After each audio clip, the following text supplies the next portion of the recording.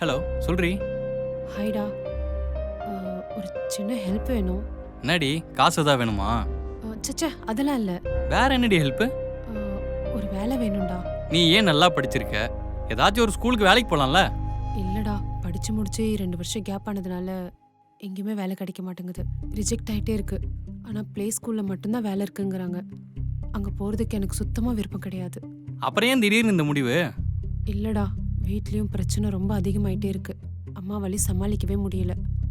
கடன் அதிகமானதுனால தினம் தினம் வீட்டுக்கு யாராவது ஒருத்தர் வந்து பிரச்சனை பண்ணிகிட்டே இருக்காங்க. வீட்டுக்கு வந்து பிரச்சனை பண்ற அளவுக்கு அப்படி என்னதான் கடன் வாங்கி வச்சிருக்காங்கன்னு கேட்க வேண்டியதானே? அதெல்லாம் வேற விஷயம்டா. உனக்கு சொன்னால் புரியாது.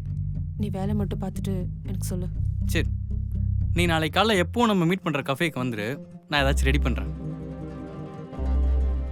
நீ எதுக்கு இப்போ வேலைக்கு போகணும்? அதான் நான் வேலைக்கு போகிறேன்ல, பார்த்துக்கலாம். என்னத்தை பார்த்துப்ப? ஒரு கடன் அடைக்கிறதுக்கு இன்னொரு இடத்துலேருந்து வட்டிக்கு வாங்குவேன். அந்த வட்டியை அடைக்கிறதுக்கு இன்னொரு இடத்துலேருந்து கடன் வாங்குவேன். இதே தானம்மா பண்ணிட்டு இருக்க. நான் என்ன இன்னைக்கு நேத்தா பார்க்குறேன்? அதுக்கு இல்லடி, ஏற்கனவே உனக்கு உடம்பு சரியில்லை. இந்த நிலமையில நீ வேலைக்கு வர போய் கஷ்டப்படணுமா? அதான் என் சம்பள காசு இருக்குல்ல, சமாளிச்சுக்கலாம். மா, உன்னை ஒவ்வொரு நாளும் ஒவ்வொரு வட்டிக்கார வந்து திட்டிட்டு இருக்கிறத என்னால் பார்த்துட்டு இருக்க முடியாதுமா. நீ எவ்வளோதாம்மா தாங்குவ? போதுமா, இனிமே நீ வாங்குற சம்பளத்தை என்கிட்ட கொடு. வீட்டு செலவை நான் பார்த்துக்கிறேன்.